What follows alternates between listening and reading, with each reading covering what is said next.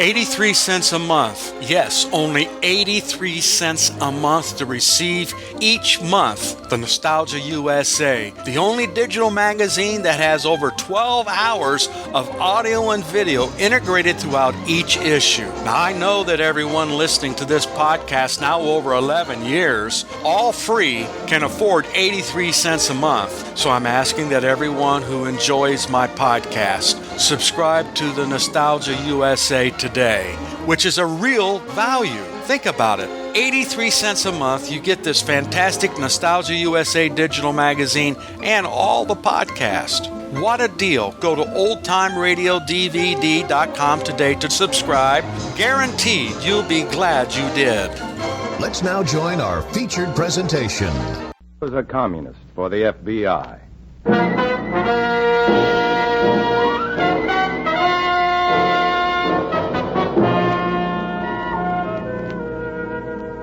Starring Dana Andrews in an exciting tale of danger and espionage.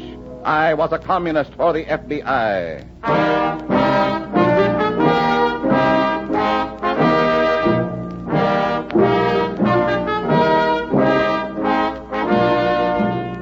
From the actual records and authentic experiences of Matt Cvetic come many of the incidents in this unusual story. Here is our star, Dana Andrews, as Matt Cvetic, who for 9 fantastic years lived as a communist for the FBI. After serving a 9-year sentence with the Reds, I decided that doing time in prison is a lot better than doing time in the Communist Party. You can serve your sentence in jail, and if you're lucky, you can get out in time to enjoy freedom. But you never get out of the party. And what's worse, the party never gets out of you. This story shows what I mean. In a moment, listen to Dana Andrews as Matt Cvetic, Undercover Man.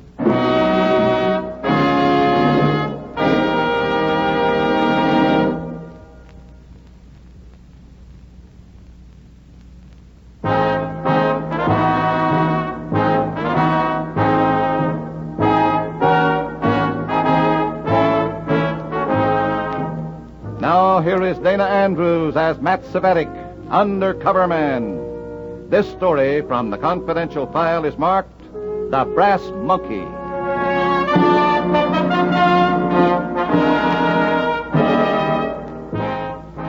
The door at the top of this long flight of stairs led to the Progress Employment Agency. Beyond that door, I was to find my new job, my new assignment for the Reds. All I knew about the Progress Employment Agency was what the local commie bosses told me when they gave me my orders. It's an employment bureau with a social conscience, they said. See Hugo Hastings and no one else.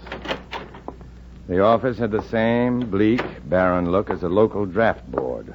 Bare walls, a skylight for ventilation, 3 desks, 4 straight-back chairs, and in one of them, Hugo Hastings. So you're the Matt Cvetic I've heard so much about, eh? What have you heard, Hastings? Oh, it's all good, all good. It's got to be. You've got a big job ahead of you. A job that calls for a man who can be trusted to think fast and well. What is the job? You don't know. No. You're going to prison. Prison? Of course, prison. What did you expect? Well, Hey, look, no one's told me anything about this deal. I thought you'd been briefed on this little project. Nobody told me anything about going to prison. And somehow the idea doesn't appeal to me one bit. Not even as a service to the party. Now, relax, comrade, relax. You're expected at state prison tomorrow afternoon. You better make other arrangements. Don't argue, comrade. It's all settled. Now sit down and I'll explain.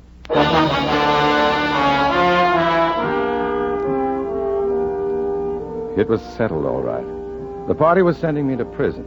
No, not as a convict, but as an advisor, an employment counselor for the Progress Employment Agency. My job? To give a series of aptitude tests to prisoners who were soon to be released. The purpose of these tests? To check their qualifications for jobs to be offered them by the Progress Agency. Naturally, there was a reason for this, too, and Hastings showed it to me. Here. Now, look, Cvetic. The party needs new faces, new members to do our specialized work, men we can control. That's why we've chosen to recruit these ex-convicts. But how can we do that? The prison authorities would never... The party has taken great pains to win the confidence of these prison authorities. It wasn't easy. It took months of conniving, planning, working, wheedling our way into their confidence. Well, I get it. Now they send their parolees to us, and the men think we're giving them new starts in life. But suppose these men don't like working for Communist Front organizations. Suppose they don't like the jobs we give them. They could expose our whole plan. Oh, no, they won't. Remember, a prison record is a handicap, a brass monkey perched on the back of every man we choose. If a man starts giving us trouble, we simply turn that brass monkey against him. How? If a man turns from us, we add a full-scale smear campaign to the handicap of his prison record, and the man is ruined for life. Nice. Great. Society will accept a man with one brass monkey, like a prison record, but two, never. If you'll come with me, I'll arrange for your train tickets to the prison.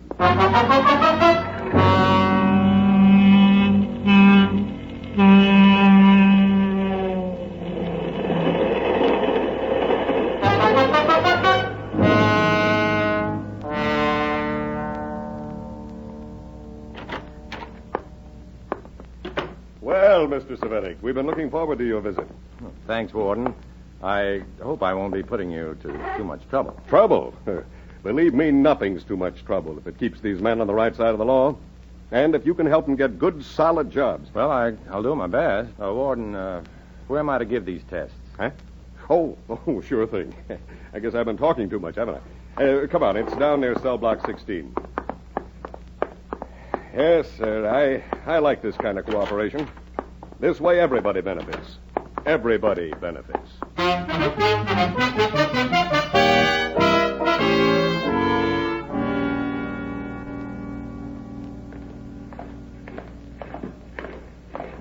I'll just introduce you to the men, Cvetic, and then I'll go. They'll be less self-conscious without me here. Okay, Warden. Fine. All right, men. Take your seats, please. Man, this is Mr. Matt Cvetic. He represents the Progress Employment Agency. Man, he's here to help you fellas. All of you are due to be released pretty soon. You'll need help in finding jobs. So give Mr. Cvetic your attention and follow his instructions. I'll see you later. Fellas, these tests are designed to help us find out what sort of work you do best. What I mean is, if my agency is to help you find jobs, we have to know your qualifications. We've been working steady for a long time, pal. Wait a minute. Stop it, gentlemen. Stop it, all of you. Maybe you men think differently than I do. I'm looking forward to leaving this prison, and soon. Okay, And write us a postcard every day, will you, Morrow? Just a postcard will do. Yeah, particularly. All right, gentlemen, have your fun. Enjoy yourselves. Let me tell you this. If I thought sending you a postcard every day would help me get started on the outside, I'd do it. Yes, I'd do it. I'd do anything for the right break. Now, this man from the employment agency came up here to give us all a decent chance to get started when we leave this place. Perhaps some of you smarter jailbirds don't need help. I do. I have a wife. A wife who's willing to let me prove I can live an honest life. And, gentlemen, I promise you I'm not letting anyone here ruin my chance to do it. All right, Mr. Cvetic. I think they'll listen now. Thanks a lot. Hey, what's your name? Morrow, Lester Morrow.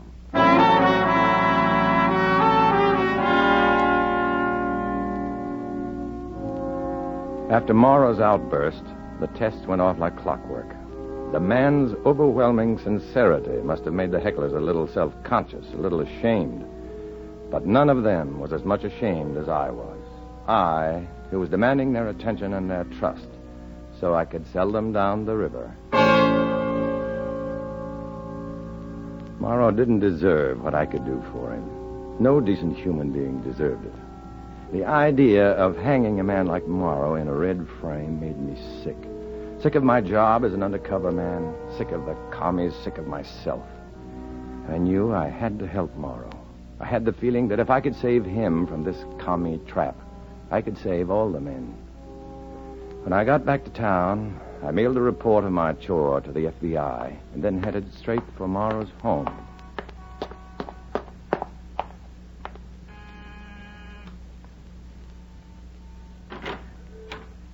Yes? Mrs. Morrow? Yes? What is it? My name is Cvetic. I'm with the Progress Employment Agency. Oh, well, thanks a lot, but It's about your husband, Mrs. Morrow. It's important. Oh, come in. Thank you. What about my husband? My employment agency has been working with the institution. The prison, you mean? Yes. We're helping the parolees get jobs. I understand your husband expects his parole pretty soon. That's right, within a week. Are you going to help him get a job? Can you place him? No, Mrs. Morrow, I can't. You can't?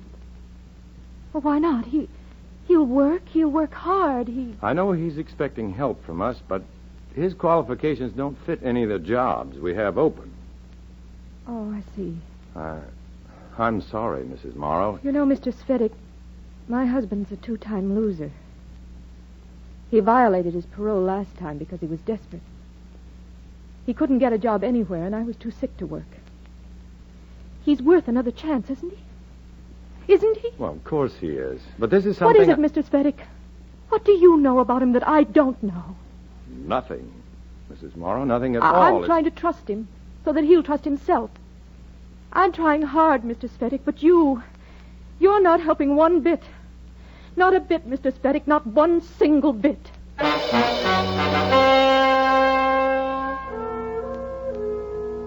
The only way I could help Morrow now was to hurt him. And by this time, my conscience had grown stronger than my caution. I paid another visit to the prison. This time, 5 minutes with Morrow alone. Well, Mr. Cvetic, I didn't expect to find you here. I didn't expect to be here, Morrow. I have some bad news. Oh, what is it? They've approved my parole, haven't they? They told me I'm leaving in 2 days. Oh, the parole's all right. It's just that our agency can't get you a job. Why not? Weren't the tests all right? Now, it has nothing to do with your qualifications, Morrow. You can fill any job you want to. Then what is it? Look, Morrow, take a tip. Stay away from the Progress Employment Agency. For your own good, stay away. In fact, tell all the other men to stay away, too. We can't help you. Well, I'm sorry. I don't understand this. The other day you Forget said it, Morrow. The whole thing was just a stunt, a publicity gag. Gag? Now, just forget the Progress Agency. We can't help you to anything but trouble. Is that clear? No, it's not. But maybe it'll clear up later.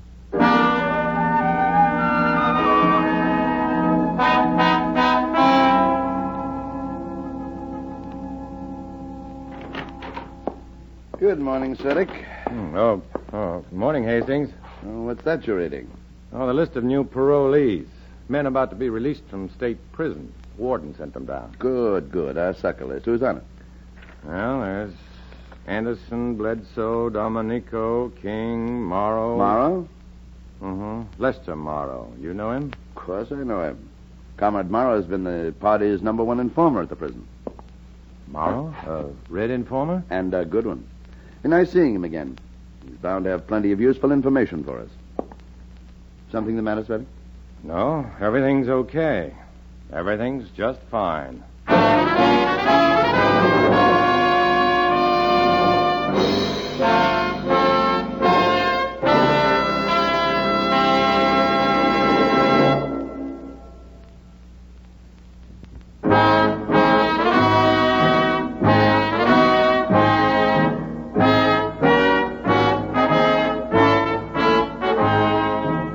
Now back to Dana Andrews, starring as Matt Cvetic in I Was a Communist for the FBI, and the second act of our story.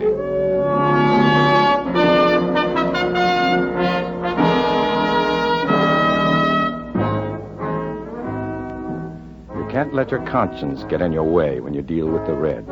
My conscience led me to drop my guard and help Lester Morrow. To save his neck, I put my own neck on the commie chopping block, only to find that the axe was held by Morrow himself. 2, 3, 4 days went by.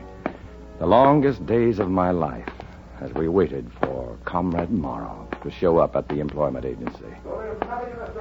Then one morning, I climbed the long flight of stairs, opened the door. That's exactly the sort of thing the party will not tolerate, Morrow. I won't put up with it. That's the point, Hastings. I thought it was in the best interest of the party to tell you that Good morning, comrades. Cvetic, get out of here. We're busy.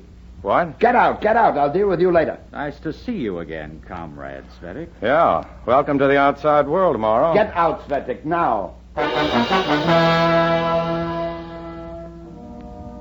I was glad to get out. It's no joyous occasion to eavesdrop on the plans for your own execution. Morrow was obviously sharpening the axe for me, and I knew I'd be hearing from him soon. But he found me sooner than I expected.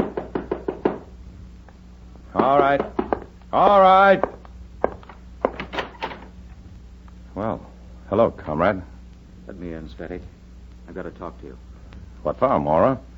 You've probably done enough talking for one day. Please, Cvetic, it's important. All right, come on in. Well? Cvetic, you've got to help me. Me? Help you? You're out of your mind. Perhaps when you do a double stretch in prison, you have time to do a lot of thinking. You make changes in your basic philosophies. Many changes. What are you talking about? I've made too many mistakes, Cvetic. I can't afford to make any more. I want to leave the party. You are out of your mind. Cvetic, I know I can trust you from the way you spoke when you visited me at the prison, the way you tried to warn me. From the very beginning, I knew you were concerned and worried about my welfare. All right, Morrow. It's a great speech. Great what? A fine performance. I'm sure Comrade Hastings would appreciate it, too. No, I'm not interested in Hastings, Cvetic.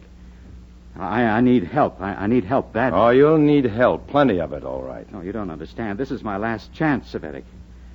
Look, I can't throw it away. I've promised myself and my wife that I'd cut my ties with the Reds and start all over again. That I'd That's enough. Well, Shut up. You don't cut your ties with the party, Morrow.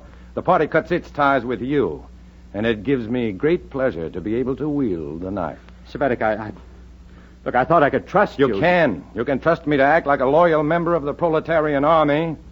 You can trust me to be worthy of the exalted aims of the Communist Party. No. You've shown yourself to be a weak, disloyal, sniveling coward hiding behind bourgeoisie's skirts. No, wait, Cvetic. It's my duty to report your disloyalty to Comrade Hastings. Cvetic, please. You violated the faith of your comrades.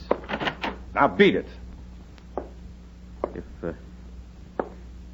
If you tell Hastings about this, I'm finished, Cvetic. Get out, you traitor.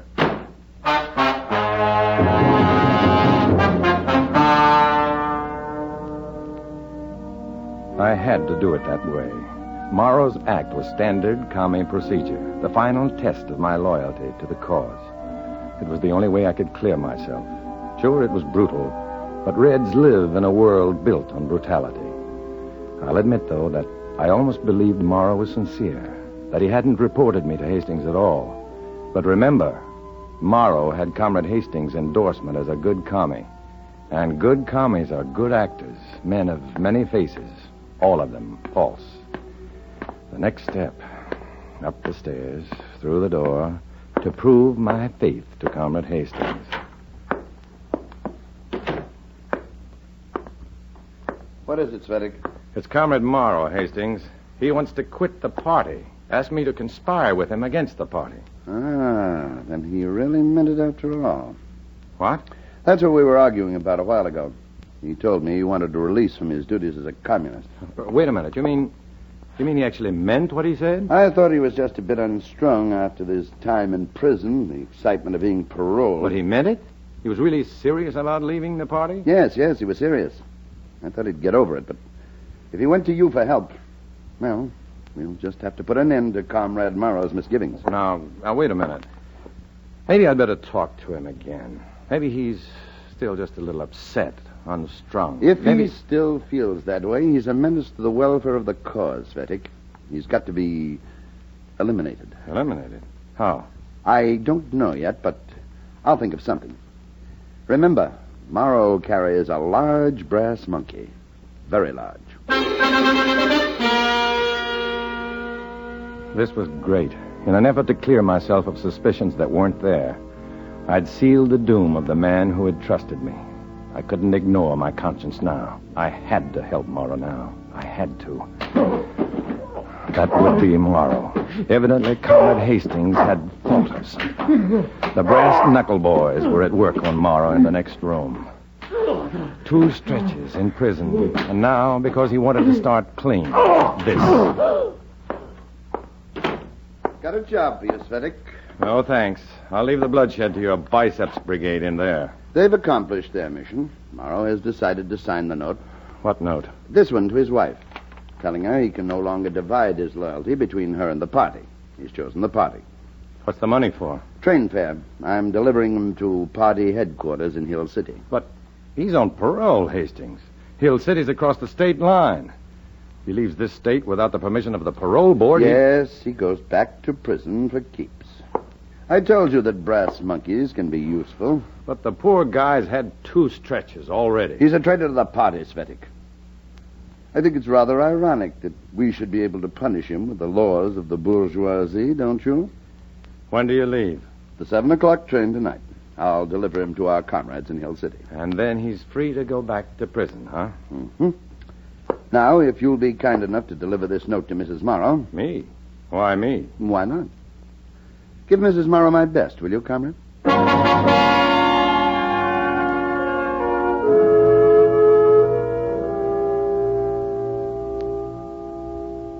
I didn't think you were a red, too, Mr. Cvetic.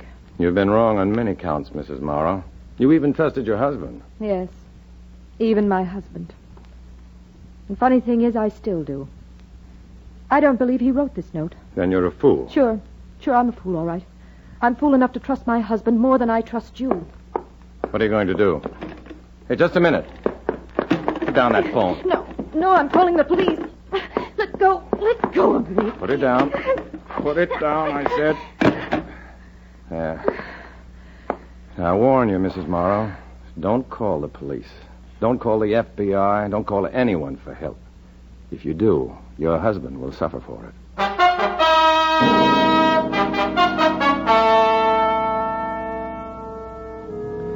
Maybe I was defeating my purpose, playing the role to that extent. But I couldn't let her call the cops or the FBI or anyone now. Not now, not yet.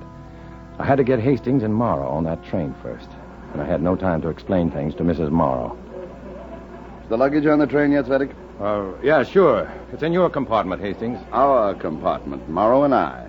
I wouldn't think of letting our wayward comrade out of my sight for a moment. I'm flattered, but if you did... Hastings, you better get on the train. Now? We have 3-4 minutes yet. Get on the train. Hurry up. What right have you to talk to me like that? Go on. Take Morrow and get into your compartment. Hurry. Why hurry? I've got Hastings, plenty of... get on the train. Why? Look, over there. Oh, yes. Goodbye, Cvetic. Come on, Morrow. Come on.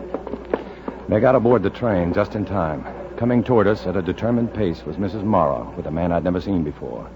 They stopped to ask some questions of a porter standing on the platform. A minute or two wasted there. Then Mrs. Morrow spotted me. I had to keep her off that train. There's that Cvetic man. He'd know. Mr. Cvetic, my husband's on that train, isn't he? Tell us, hurry. Oh, sorry, I wouldn't know. You're lying. I'm from the parole board, Cvetic. Mrs. Morrow has told me about you and your friend. Did she tell you that her husband prefers my friends to her? Mr. Cvetic, please. Where is he? Hurry, the train's going, please. I can't hear you. He's on that train, isn't he, Cvetic? Isn't Morrow on that train? What? Oh, no, it's no use. He's gone. He's gone. It's no use. He's gone.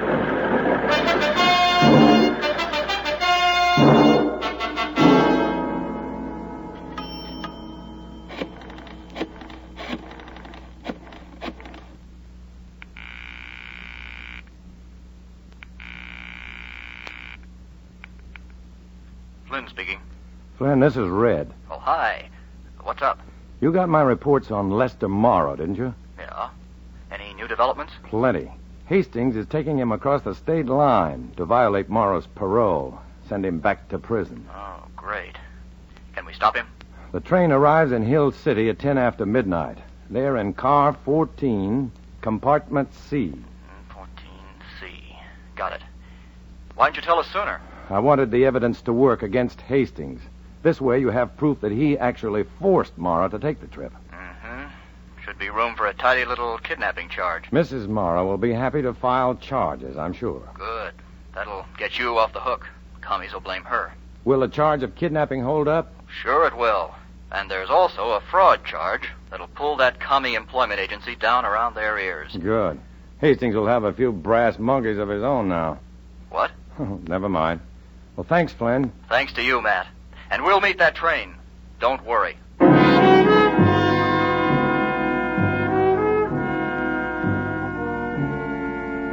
I left the phone booth and headed away from the railroad depot. I knew that the FBI would nab Hastings and clear Morrow. But in the eyes of Mr. and Mrs. Morrow, I'd never be cleared. I'd always be the red conspirator, the man of treachery and deceit. And I'd never be able to tell them the truth. Never. For there's no one to talk to when you walk the way of the commies. No one to listen when you walk alone.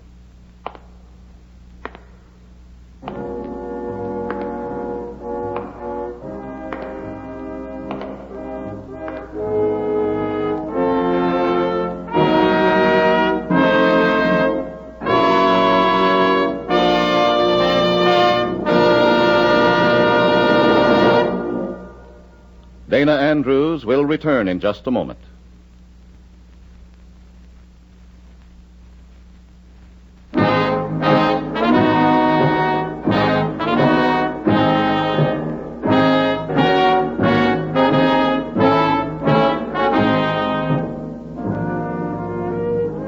This is Dana Andrews, friends. The next time you read of an aggressor nation flexing its muscles in the face of the rest of the world, remember these lines from Ecclesiastes. Wisdom is better than weapons of war, but one sinner destroyeth much good. Let's pray that in our world, the wise will outnumber the sinners. In this story, as in all others, names, dates, and places are fictitious to protect innocent persons. Next week, another fantastic adventure. Join us, won't you?